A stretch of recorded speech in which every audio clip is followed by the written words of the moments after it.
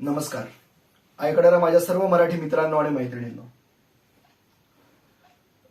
आजचा विषय खरं तुम्हाला माहिती आहे, टीजर तुम्ही बघितला असेल इंस्टाग्रामवरती. उंबरखिंड, उंबरखिंडीतलं झालेलं युद्ध. अजून एक मोठा ट्विस्ट या चॅनलच्या माध्यमातून मला तुम्हाला सांगायचं आहे की मला अनेक माझे मित्र आहेत जिथे मी आता शिकतोय, ते मला म्हणतात की आम्ही नॉन महाराष्ट्रीयन्स आहोत, आम्हाला मराठी येत नाही, त्यामुळे हे सर्व जे तू व्हिडिओज करतोयस हे तू हिंदीमध्ये करू शकशील का.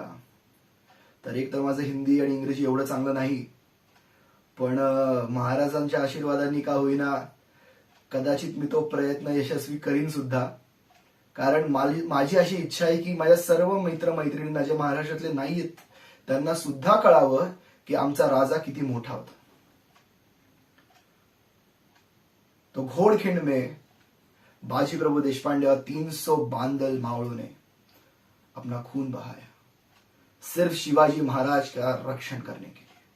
उनके खून से वो घोड़खिंड पावन हो गई और इसकी ही बदौलत हम उस घोड़खिंड को पावन खिंड कहते हैं. लेकिन महाराज पन्हाला पे फंसे थे, पन्हाड़गढ़ पे फंसे थे, ये सिर्फ बात आदिल शाही तक ही सीमित नहीं थी. ये सिर्फ आदिल शाह को नहीं पता थी, ये सिर्फ सिद्दी जौहर को नहीं पता थी, ये बात मुगलों तक पहुंच चुकी थी. जब महाराज ऊपर फंसे हुए थे तब औरंगजेब एक पत्र लिखता है. किसको पत्र लिखता है? आदिल शाह को वो पत्र लिखता है. और उसमें वो आदिल शाह कहता नहीं है, उसमें वो कहता है आदिल खान. शायद किसी और को बादशाह कहने में उसको मतलब हम उसको इज्जत दे देते हैं और औरंगजेब को शायद ये आदत नहीं होगी. तो वो बादशाह आदिल शाह नहीं कहता, वो कहता है आदिल खान. आदिल खान महाराज पन्हाड़गढ़ पे फंसे हुए हैं, आप उनको फंसाए रखना. मैं यहां से मेरे मामा को शाइस्ता खान को 1.25 लाख फौज लेके मराठों के ऊपर आक्रमण करने भेज रहा हूं.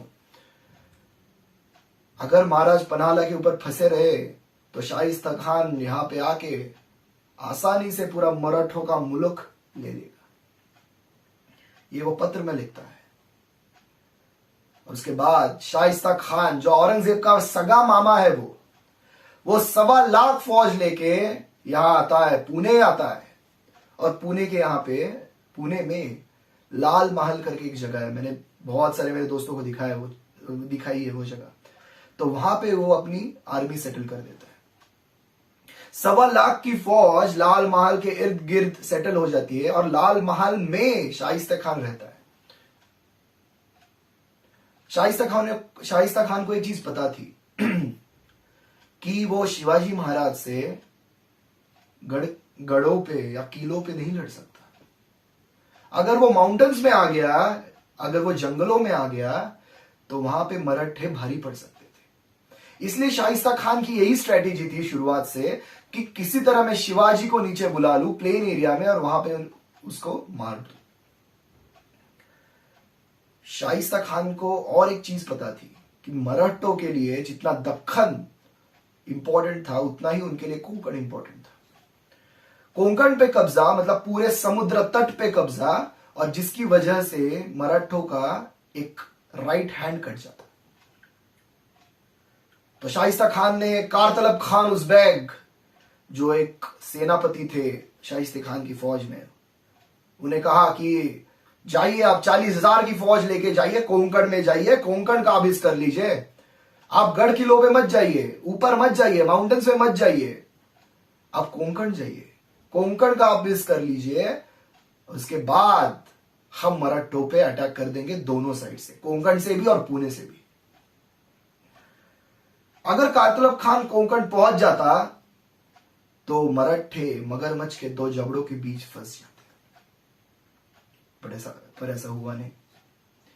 कारतलब खान ने 40,000 की फौज लेके कोंकण की मुहिम शुरू कर दी.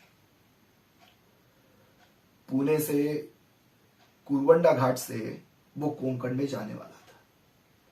पुणे से 2 घाट जो थे, जो सबसे एक्सेसिबल थे कारतलब खान के लिए, वो थे गोरघाट और कुरवंडा घाट. मतलब इट्स लाइक 2 माउंटेन्स के बीच में जो पास होती है उसको हम घाट बोल देते. तो एक बोर घाट, एक कुरवंडा घाट. तो कारतलब खान ने जानबूझ के कुरवंडा घाट चूज किया because it was a difficult path to go. Kartalab Khan को यह लग रहा था कि शायद शिवाजी महाराज को ऐसा लगता होगा कि मैं इतनी बड़ी 40,000 की फौज लेके बोरघाट से जाऊंगा, तो इसलिए हम बोरघाट से जाएंगे नहीं। कारतलब खान को यह पता नहीं था कि मराठे 4 कदम आगे चल रहे थे। कुरवंडा घाट से पहले लोहगढ़ और विसापुर करके 2 किले थे।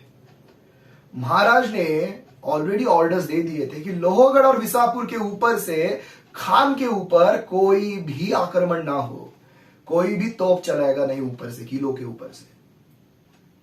खान को ऐसा लग रहा था कि 40,000 की फौज देख के ऊपर के मराठे डर गए हमसे, लोहगढ़ विसापुर के मराठे डर गए हमसे, लेकिन बात वो नहीं थी।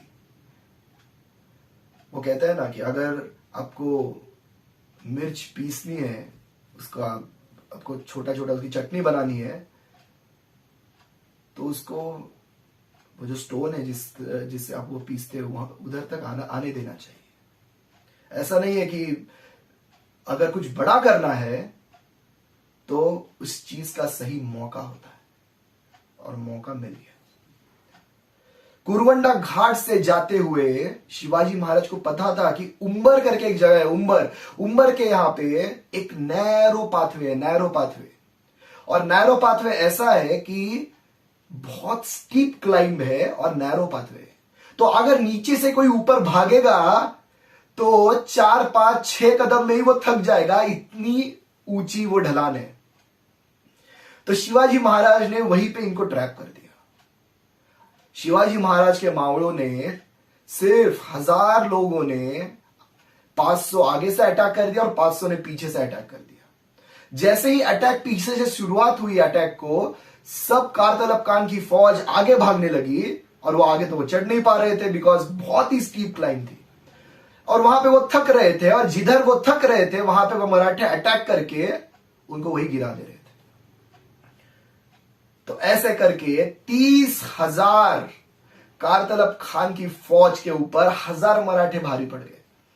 ये बैटल ऑफ उमरखिंड जो है, it's a very beautiful example की टैक्टिकल फाइट्स कैसे होती है। मराठों ने कारतलब खान के 400-500 आदमी काट दिए, 40-50 मराठे भी उसमें मर गए। लेकिन 500 आदमी कटने के बाद राय बगन साहिबा जो कारतलब खान की फौज में एक लेडी थी, साहिबा मतलब वो लेडी है, लेकिन वो वॉरियर थी, वो शूर थी। उसने कारतलब खान को कहा कि जाइए शिवाजी से माफी मांग लीजिए, शिवाजी उसूलों का पक्का है, वो आपको छोड़ देगा अगर आप माफी मांग लोगे उससे। वो दगाबाज नहीं है, वो आपको माफी मांगने के बाद छोड़ देगा, लेकिन आप पहले माफी तो मांग लीजिए, नहीं तो 30,000 क्या, ऐसे 50-60 लाख लोग भी आ गए तो भी यहां कट जाएंगे, क्योंकि ये जो सह्याद्री का झन्नुम है ये हमें पता नहीं है। वो झन्नुम ये वर्ड क्यों यूज करती है, क्योंकि उसे ऐसा लग रहा है कि अभी कुछ नहीं हो सकता, यहां पे मराठे भारी है, बहुत भारी है। और कारतलब खान बहुत देर के बाद ये चीज मान लेता है और वो ऊपर चला आता है। मैंने जो इंस्टाग्राम पे रील्स शेयर किया था, वहां पे आपको दिख रहा है कि महाराज जिरे टोप लगाए हुए, कारतलब खान ऐसे नीचे बैठा हुआ है, और वही सिचुएशन आ गई थी। शिवाजी महाराज घोड़े पे बैठे थे और कारतलब खान हाथ जोड़े नीचे बैठा था, और उसने कहा कि महाराज हमें छोड़ दीजिए, ये सह्याद्री का झन्नुम हमसे नहीं सहा जा रहा, आप हमें जाने की इजाजत दीजिए, वापस हम कभी आपके मुल्क के ऊपर हम आक्रमण नहीं करेंगे। तो महाराज एक बहुत सुंदर लाइन उन्हें बोलते हैं कि जो जो आपके साथ है, आपके शरीर और आपकी सांस के बिना सब इधर डालो। आपके घोड़े, आपके हाथी, आपकी तोपें, आपकी तलवारें, आपके आर्मर्स, आपके ध्वज, सब इधर डालो, सब इधर डाल दो, और जो सिर्फ शरीर और सांस, ये 2 चीज लेके वापस चले जाओ। कपड़े भी छोड़ दिए थे, वरना वो भी निकलवा देते, लेकिन मराठों ने एक चीज कभी की नहीं। तो कपड़े, बदन और सांस, ये 3 चीजें वापस लेके जाओ, बाकी सब कुछ इधर डाल दो। और कारतलब खान ने वो किया, सब चीजें वहां पे डाली, और शाइस्ता खान 2 साल से पुणे में बैठ के उसने जो एट्रोसिटीज की थी पूरे पुणे के ऊपर, उस सब अट्रॉसिटीज की भरपाई महाराज ने उस सामान से की है जो कारतलब खान की 30-40 हजार की फौज ने उधर डाली थी। तो यह है बैटल ऑफ उम्बरखिंड। ये बैटल ऑफ उम्बरखिंड के बाद जब कारतलब खान वापस पुणे आ गया ना, गर्दन नीचे करके, तो शाइस्ता खान को ऐसा लगा कि अब मराठों को सबक सिखाना पड़ेगा। लेकिन और एक वीडियो बाकी है।